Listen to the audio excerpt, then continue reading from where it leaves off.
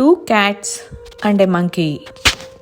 After a feast, two cats see a piece of cake and start fighting for it. A monkey sees this an opportunity for gain and offers to help them. The monkey divides the cake into two parts, but shakes its head, saying they are unequal.